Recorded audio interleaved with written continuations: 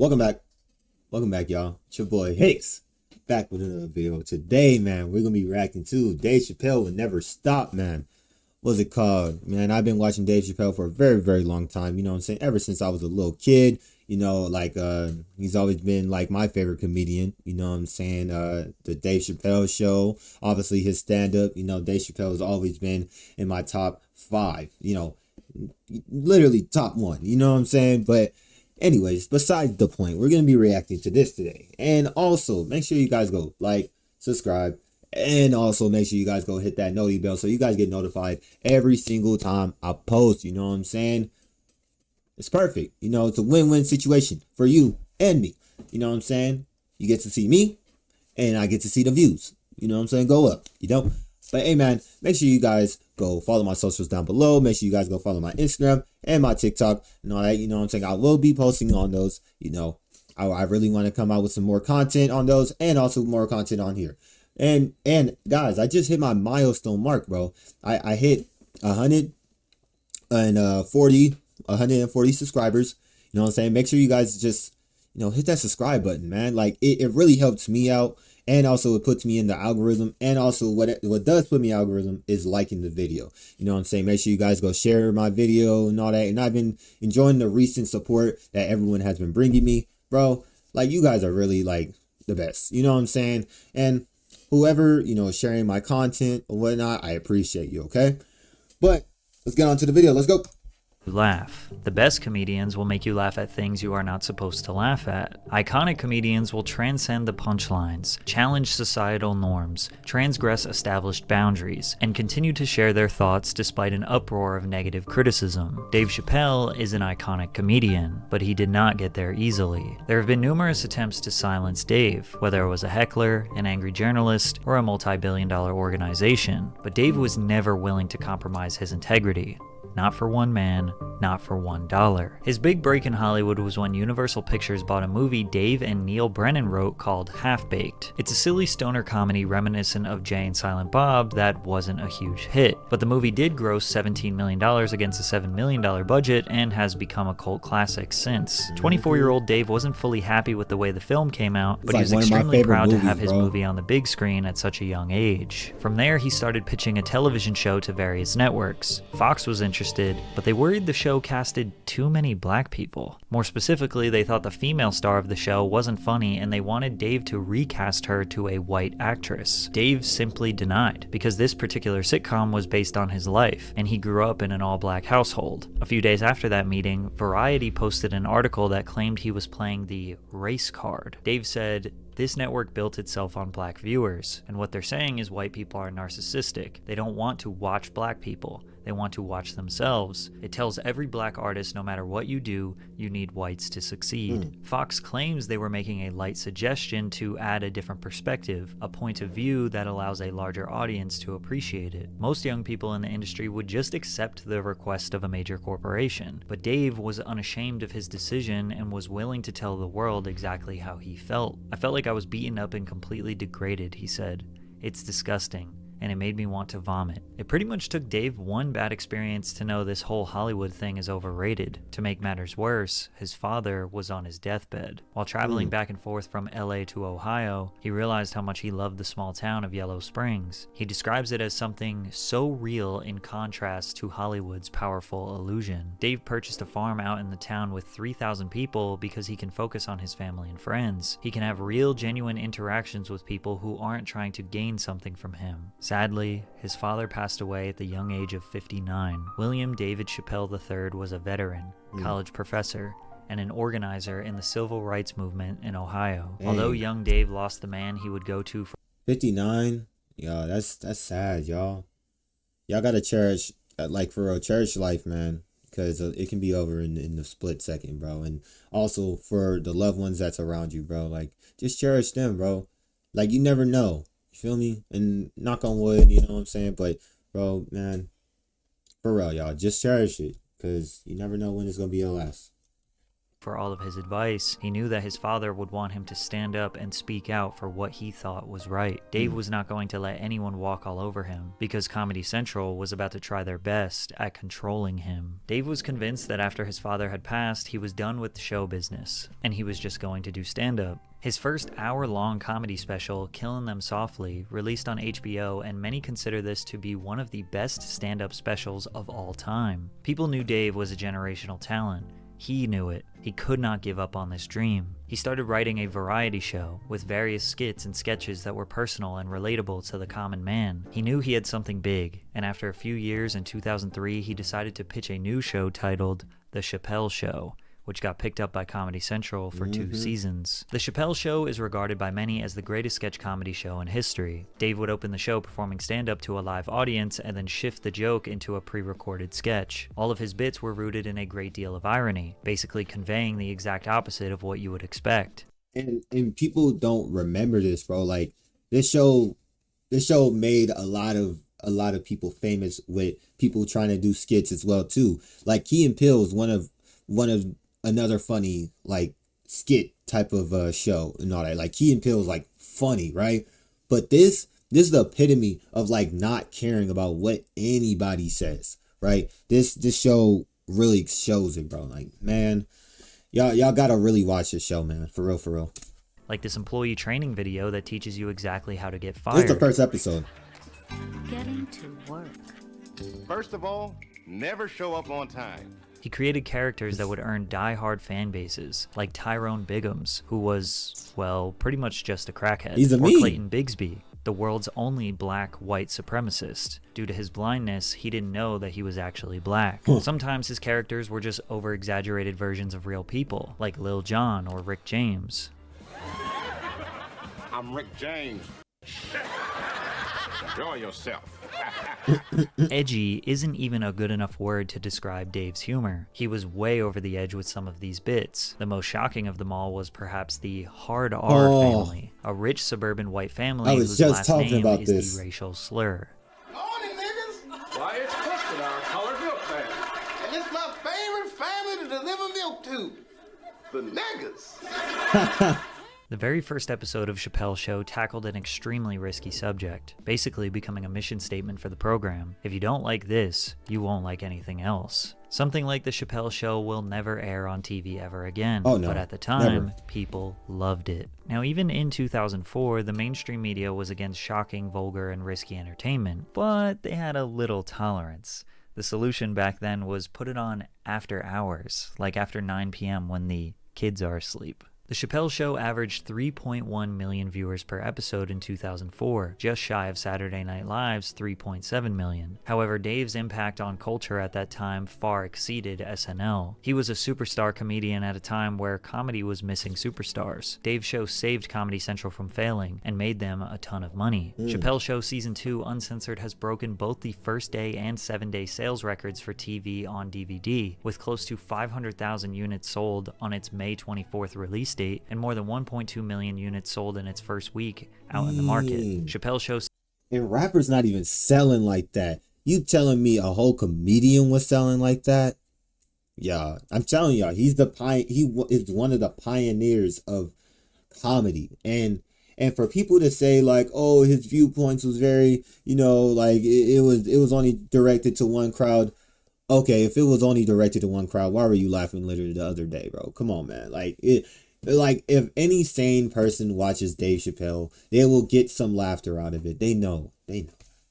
Season 1 Uncensored, released last year, is the best-selling TV on DVD title with close to 3 million copies sold. Dang. Because of the first 2 seasons' undeniable success, Comedy Central offered Dave a whopping $50 million for a new season, but instead, he walked away. Like many people who are new to the entertainment industry, Dave signed a contract that he didn't fully understand. Of course, he hired a lawyer, but ultimately he knew this show was great for his career and he would make good money. What could possibly go wrong? Dave says he never got paid for the Chappelle Show because the contract said Comedy Central didn't have to pay him. This contract also said that they have the exclusive right to use the name and likeness of the artist in perpetuity throughout the universe in any and all media known or invented in the future. On top of them literally owning him, Dave just straight up didn't like the fame and attention. He just liked comedy. but even that was getting ruined. One night while he was performing in Sacramento, California, he walked off the stage after berating his audience for constantly shouting, "I'm Rick James, bitch,"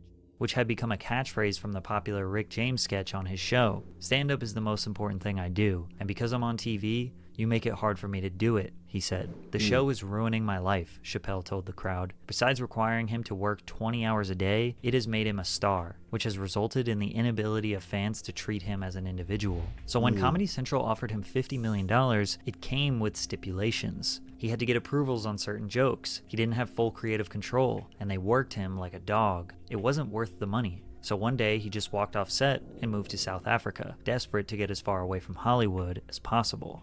This is like, I don't know if that's the smartest move we're about to see, but man, bro, he went to South Africa. He's like, nah, bro, I'm not dealing with this, bro. I'm getting off the hemisphere of America. In response, Comedy Central ran a smear campaign on him, saying that he was crazy and on drugs. In May 2005, Comedy Central began promoting the anticipated debut of Chappelle's Show Season 3. One day later, the channel announced that the production on the show had been unexpectedly suspended. Then 1 week later, every news outlet reported that Chappelle had checked into a mental health facility in South Africa, perpetuating the narrative that he was mentally unstable. Some reports said he was even smoking crack. I was freaked out, man, with the fame thing and being called crazy and drug addict and all these things. Scared me. That is scary, bro. Being treated that way. Like I'm not a person anymore. You say this shit about me in front of my children, and who the f do these people think they are? And they don't know what happened. Dave's exit from the $50 million deal was one of the most profound statements in pop culture history. He was already mega famous, but ironically, this exit made him even more famous. One 2006 article said, "These days, if Dave Chappelle merely catches a cold, it winds up in the media or on the internet." He fired back, saying he was not on drugs and he was not crazy. In fact, he was the most level-headed person out there, denying money for his sanity. "I'm not in a mental facility. Everyone around me says, 'You're a genius, you're great, that's your voice.' But I'm not sure they're right." You hear so many voices jockeying for position in your mind that you want to make sure you hear your own voice. So I figured, let me just cut myself off from everybody, take a minute and pull a Flintstone, stop a speeding car by using my bare feet as the brakes. Hollywood just couldn't fathom that someone who became famous would choose to abandon that lifestyle. He did make a short reappearance at the 48th Grammy Awards where he received a standing ovation. Right in front of the entire industry, Dave told them how he didn't want to be there. The only thing harder than leaving show business is coming back. Later that evening, he went to an after-party held at the home of the legendary artist Prince. Instead of talking to Mariah Carey, Common, or industry powerhouses, he sat in a chair on the back patio, only conversing with people who wanted to. He looks like he is hiding from his peers, hiding from the attention, hiding from the part of himself that is a major star. Is he really hiding from his peers? Because, bro, those are not his peers, bro. Those are Hollywood's peers. Those are Hollywood's people that want to make you into those peers. Like, come on, man. Like, those are not his friends. Like, and I'll be honest, like, if I was in the showbiz and all that, like, bro, those are not my friends. Those are people that I work with or people I talk to because it's business related. But, bro, no. He talking to the people he wants to talk to, bro.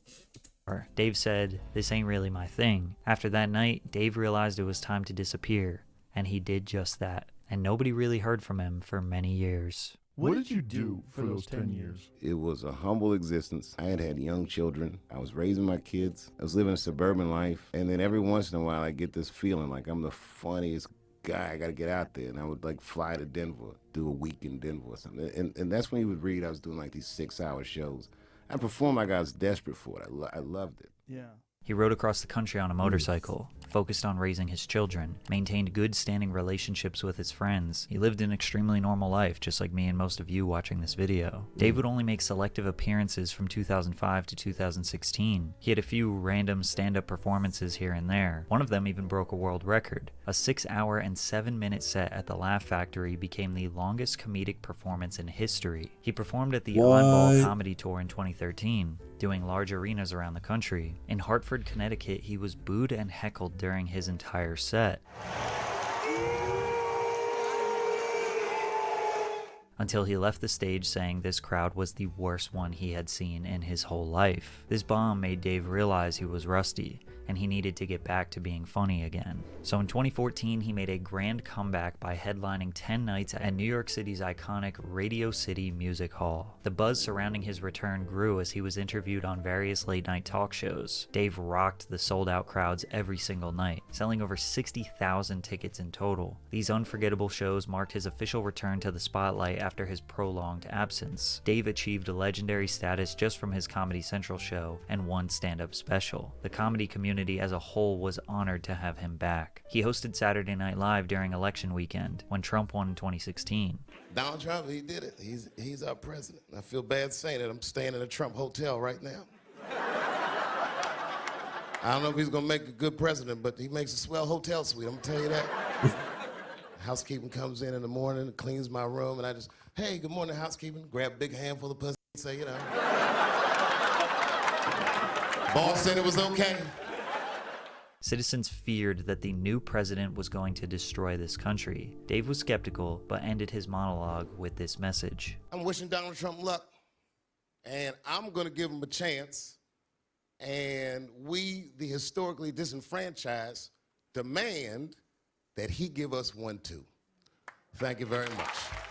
Netflix announced that they would be hosting Dave for 3 specials, in which he would be receiving $20 million for each one. In a way, this can be seen as making up for the trouble he went through with Comedy Central. The Age of Spin was released on Netflix in 2017 and was met with good reviews. Months later, while headlining at Radio City Music Hall, he made multiple jokes about the transgender community. One in specific talks about Trump banning trans people from serving in the US military, in which Dave pokes fun and says that ISIS would be horrified to see trans women storming at them. Chappelle says he doesn't understand trans people, but doesn't think that disqualifies them from being a human being that deserves a life with dignity and happiness and respect. He ended by arguing that sometimes he thinks the only reason all of us are talking about transgenders is because white men want to do it. If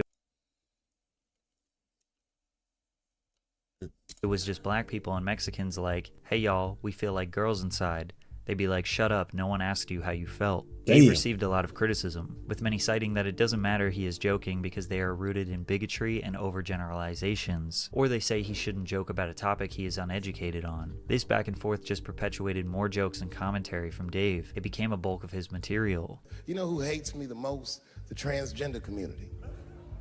Despite the controversy, his comeback was receiving all the praise. In 2017, Chappelle received a Grammy Award for Best Comedy Album for his first 2 specials, The Age of Spin and Deep in the Heart of Texas, and later that year would go on to receive an Emmy Award and another Grammy for Outstanding Variety Special for Equanimity. He also won the Mark Twain Prize for American Humor, but it was in 2019 where the backlash reached new heights. Sticks and Stones released on Netflix in 2019, and Dave didn't hold back on this one. Me Too, gun control, opioid crisis, cancel culture, and of course the transgender community. He covered every hot button topic in one special. Sticks and Stones marks a shift. This performance felt way more like a piece of social commentary rather than stand-up comedy, at least in the first half. Now I think this goes without saying, but comedy is extremely nuanced. Cherry-picking clips and bits can often remove the necessary context that sells a joke. And yeah, that is true, bro. Like when people make clips of obviously the like the jokes that he's making and all that, like, bro, people's gonna eat that up. They gonna see that and be like, whoa, you can't say that, blah blah blah and all that. They didn't watch the whole thing, obviously, and that's how the world is now. You know what I'm saying? They didn't watch the whole thing, obviously, but you know, if they watch the whole thing, they'll probably like be laughing, but at the same time, they're gonna take that clip anyway and then just use it anywhere else. Like that's just how the world is, though. NBC said that today's context-free Twitter culture is preventing Dave from thriving. You're either fighting President Donald Trump or you're a MAGA apologist. You're either believe all women or you're anti-Me Too. And that black and white world is not one in which Dave Chappelle has ever operated, particularly now. Many people read headlines and tweets, then form opinions without actually digesting the material. However, even those who did fully digest the special still were not impressed. Sticks and Stones registers as a temper tantrum, the product of a man who wants it all. money, fame, influence, without much having to answer to anyone. Forbes chimed in with, Dave Chappelle's Sticks and Stones tries too hard to offend. Comedians have always made jokes about current societal standards and political climates. Discussing societal issues mixed in with quips and bits make their performances relatable, but not too serious. Dave and many people in defense of comedy argue that nothing is off limits when it comes to jokes, but opposers pick and choose what is allowed to be joked about. At this point, we're re-entering a familiar cycle. Chappelle releases a special on Netflix, he says something incendiary, it's quoted back to him in a headline, and Chappelle reacts to the criticism in another Netflix special. But well, what's different between him and all these other streamers and all these other people now that just, like, bro, they say anything to get the crowd going? Like, bro, think about it. It's shock value. Obviously, he wants a reaction out of somebody, but at the same time, he knows he's joking. He knows he's a comedian, bro. These type of things people is doing for a reason. Like it's annoying because like I said, when I saw the news that, like, you know, people weren't really liking Sticks and Stones because of the very ambiguous or whatever things he was saying, like, bro, like, come on, man. Like, he's joking up there. He's joking. Obviously, it's a comedian. Y'all gotta understand this, man. Like, a lot of people take a lot of shit too serious nowadays, bro. So, yeah. But this isn't necessarily a bad thing. A comedian is not absolved from criticism, and critics don't have to think someone is funny. This cycle is a product of free speech, and any sane human understands both sides are allowed and should speak their mind. One person who knows that the most is Dave Chappelle, who boycotted his own show because he felt like it. In 2020, Viacom, the owner of The Chappelle Show, licensed the show to Netflix and HBO Max without providing Dave with any compensation and without making him aware of the deal. He was aware that it was legal in the court of law, as it was stated in the contract he signed during the show's initial negotiations, but he saw the move as unethical. In a video released by Dave titled Unforgiven, he would ask his fans to boycott the show on HBO until he was paid, citing the ethical obligations of Viacom to pay him what he was owed. Since he had such a good relationship with Netflix, he was furious they did this to him because of how badly Comedy Central treated him. So you know what I did? I called them and I told them that this makes me feel bad. And do you want to know what they did? They agreed that they would take it off their platform just so I could feel better.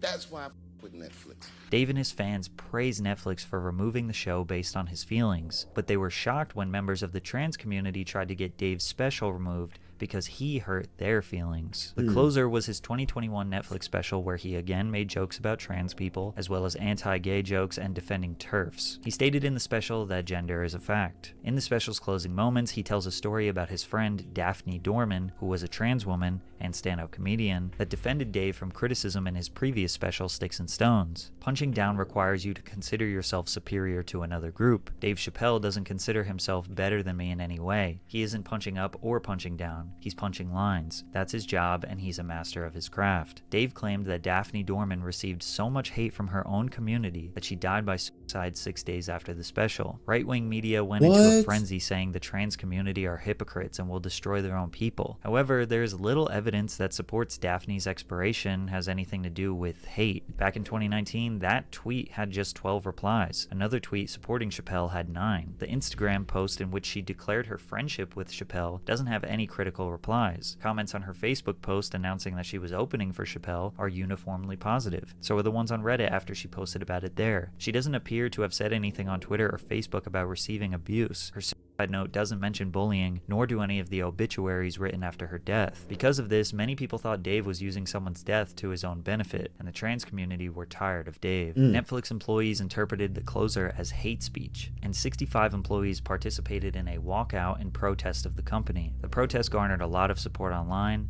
However, it was generally unsuccessful because Netflix has stood behind Dave, kept his specials up, and continued to work with him in the future. Then things escalated to physical violence against Dave. Make some noise for hip-hop history.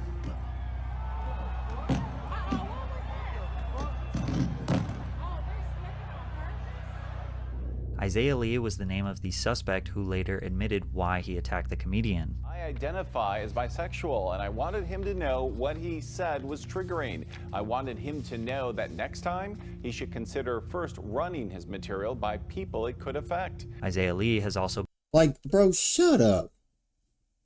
Like, you know, bro, this dude, like, come on, dog. Like, this is what I'm talking about, y'all. Like, we don't need to be attacking comedians for what they say. You know, you need to be attacking. You need to be attacking your barber, because this hairline ain't doing it, bro. Your stuff is all the way back here. And you look messed up, and you got beat up too for this. Look at you. You did all that for what? Your arm is all bent and everything. And look at this.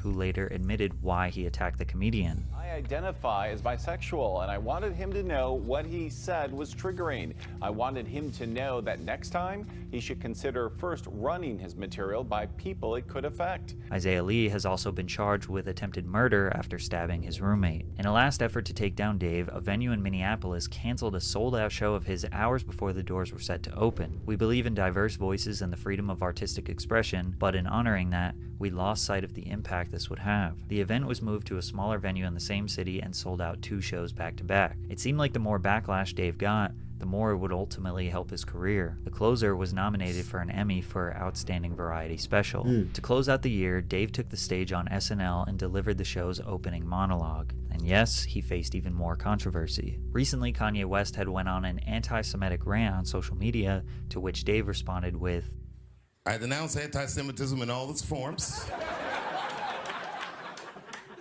And I stand with my friends in the Jewish community. And that, Kanye, is how you buy yourself some time. You know, the rules of perception. If they're black, then it's a gang. If they're Italian, it's a mob. But if they're Jewish, it's a coincidence, and you should never speak about it.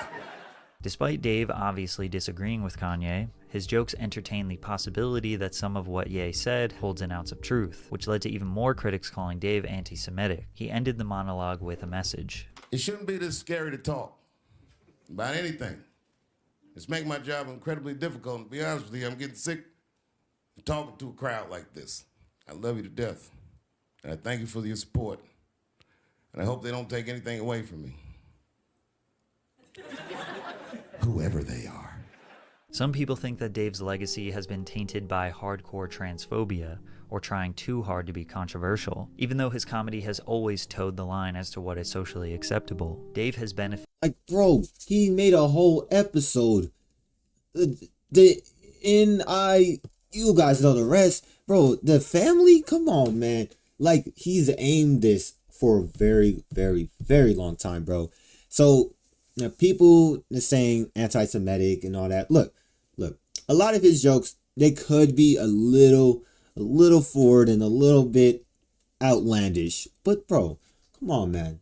You got to give the man the benefit of the doubt. He is a comedian at the end of the day. Whatever he wants to say on that stage, he's going to say. He don't have to worry about nobody else, man. He don't have to. Because you're not worried about him if you are over here attacking him on stage and all that. Come on, man. Like, these people are the biggest hypocrites of all time, bro. And then also with the lady that passed, the trans lady and all that. Like, bro, they're friends. They're cool and everything like that. So you're telling me that because that they didn't like what she said, she ended up ending herself. First of all, she ended up ending herself. And they didn't like what she said when she was obviously typing in on Twitter or whatnot. His jokes are funny. They're the punchline and whatnot. Like, bro, you see how these people are big hypocrites and all that? Like, they say one thing and they do the other. Like, come on, man. Benefited greatly from free speech. He has gained hundreds of millions of dollars and diehard fans around the world. So it's only fair if his opposition can also speak up and voice their opinions and disagreements with his performances. All attempts to silence Dave have been proven unsuccessful, because no matter what, he will always get right back on that stage and speak his mind. That's true, man. What's it called? Hey, man, that was a pretty dope video, man. Like, with Dave Chappelle, man, I adore him, man. He's one of, like, my favorites. A lot of people has always been said, when I cut my hair, I look like him. You know what I'm saying? Don't bring up no picture in no comment section, and don't bring up no picture. Don't send nothing to me on my Instagram and all that talking about that. All right? Hey, man, make sure you guys go like Patrick CC and all that. Go like his video and also go subscribe. You know what I'm saying? And also, make sure you guys go like, subscribe, And also make sure you guys go turn on the post notifications for me. You know what I'm saying, man? I will appreciate it a lot. And push me into the algorithm, man. Like, I'm really getting a lot of impressions on my thing, but I'm not getting enough views. You know what I'm saying? Like, I'm looking at the views. I'm like, why is it going down? You know? But hey, let's go. I appreciate everybody that tuned into the video, man. And also, make sure you guys go follow my socials down below, man. And yeah, man, that was a good video. And I'll talk to you on the next one. Peace out.